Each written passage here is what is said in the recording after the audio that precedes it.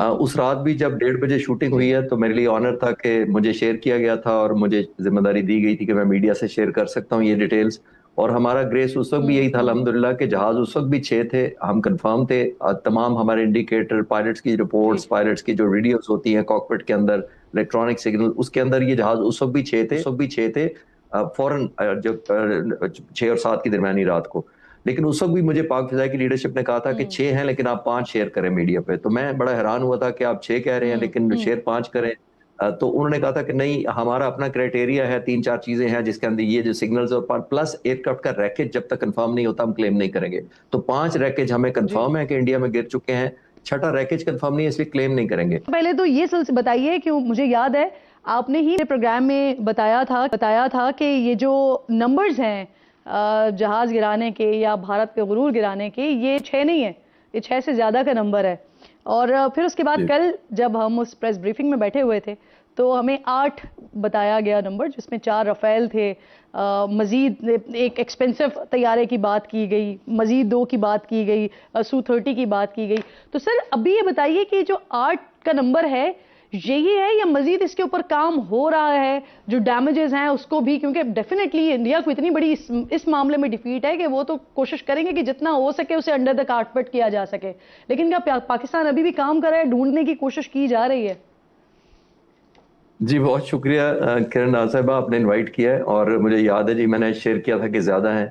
और वो मैंने कोई एनालिसिस या अपना कोई गेस वर्क नहीं किया था, वो मैं सबूत देख कर आया था। उस रात भी जब 1:30 बजे शूटिंग हुई है तो मेरे लिए ऑनर था कि मुझे शेयर किया गया था और मुझे जिम्मेदारी दी गई थी कि मैं मीडिया से शेयर कर सकता हूँ ये डिटेल्स। और हमारा ग्रेस उस वक्त भी यही था अल्हम्दुलिल्लाह कि जहाज उस वक्त भी 6 थे, हम कंफर्म थे।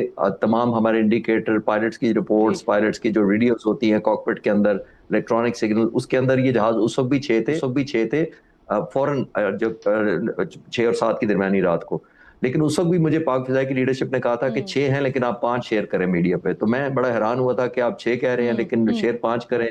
तो उन्होंने कहा था कि नहीं, हमारा अपना क्राइटेरिया है, 3-4 चीजें हैं जिसके अंदर ये जो सिग्नल्स और प्लस एयरक्राफ्ट का रैकेज जब तक कंफर्म नहीं होता हम क्लेम नहीं करेंगे। तो 5 रैकेज हमें कंफर्म है कि इंडिया में गिर चुके हैं, 6ठा रैकेज कंफर्म नहीं है इसलिए क्लेम नहीं करेंगे।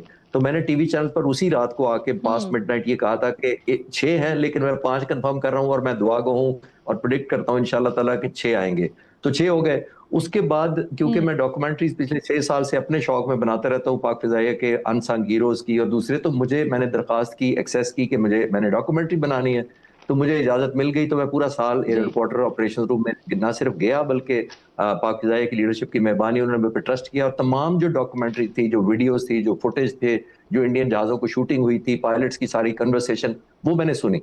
तो उसकी रोशनी में जब मुझे उसी वक्त शुरू में ही कंफर्म हो गया था ये तो 80 है। और मैंने पाक फिजाइया से कहा कि आप इसको क्यों नहीं रिवाइज करते। लेकिन आपको पता है पाक फिजाइया थोड़ी सी इंट्रोवर्ट है, हम ज्यादा प्रोजेक्शन चाहते नहीं है और मुझे कहा गया कि नहीं नहीं हम तो रिविजिट नहीं करना चाहते because the war is over.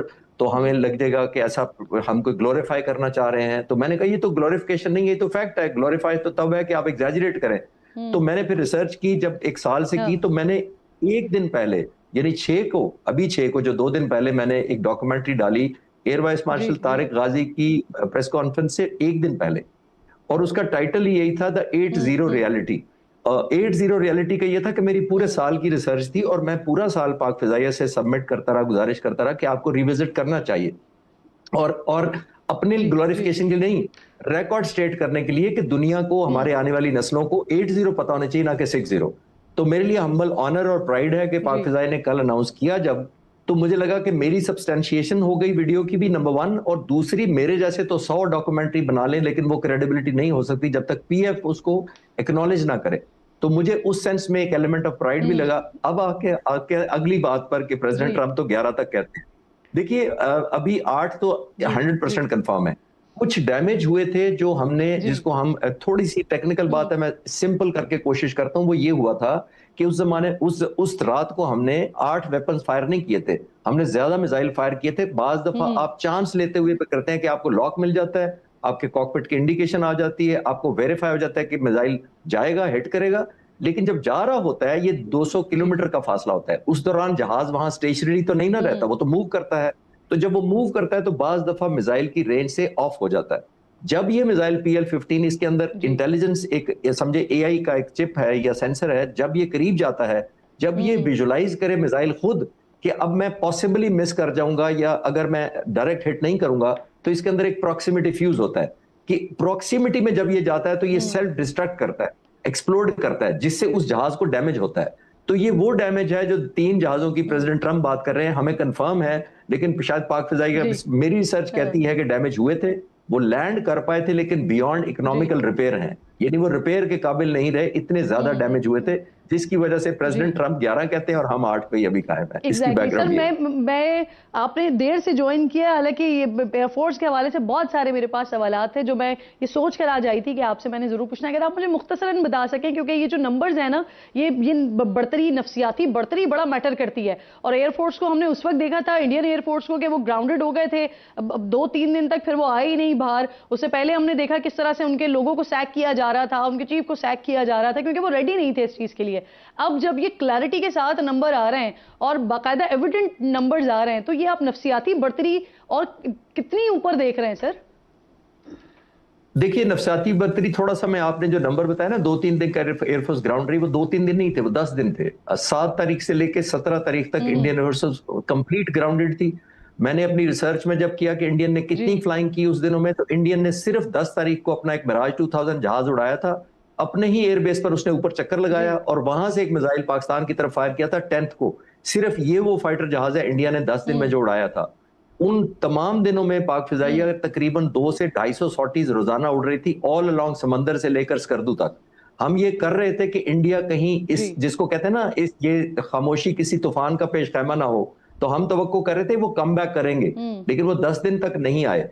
एक जरूर ऐड करना चाहूंगा एपिसोड में, आपकी इजाजत से, आपको दिलचस्पी लगेगी कि हमारा ग्रेस का ये आलम था कि 10 तारीख को हमारे ड्रोन्स आगरा एयरबेस पर उड़ रहे थे।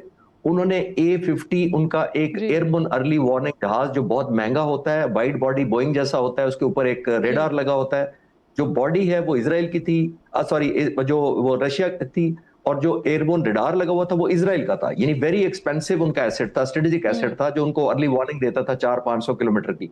हमारे ड्रोन से उसको लॉक कर लिया था आगरा बेस के ऊपर। एयर चीफ ने ऑपरेशंस रूम से विड्रॉ कर लिया वो अटैक, इसलिए कि हम नहीं चाहते थे कि इतना बड़ा कीमती स्ट्रेटेजिक एसेट को तबाह करें और खुद अपने मुल्क को जंग में धकेलें। तो ये एक एलिमेंट ऑफ कंट्रोल या रिस्ट्रेन था, जिसको लेडर ऑफ एस्केलेशन कहते हैं, कि अपने हाथ में हमने रखी। हम नहीं चाहते थे कि इंडिया के फोर्सेस का एक ग्रेस भी सर, ये हमने पहले भी देखा है कि हमेशा पाकिस्तान एयरफोर्स, पाकिस्तान आर्मी के हमेशा लॉक करके दूसरी जगह के ऊपर अटैक करके बताया कि हम यहां भी अटैक कर सकते थे। ये पाकिस्तान की अल्हम्दुलिल्लाह अब ये स्ट्रैटेजी रही है। सर आपका मैं चाहूंगी, जावेद साहब आप भी प्लीज इस पर लास्ट कमेंट कर दीजिए, इस स्ट्रैटेजी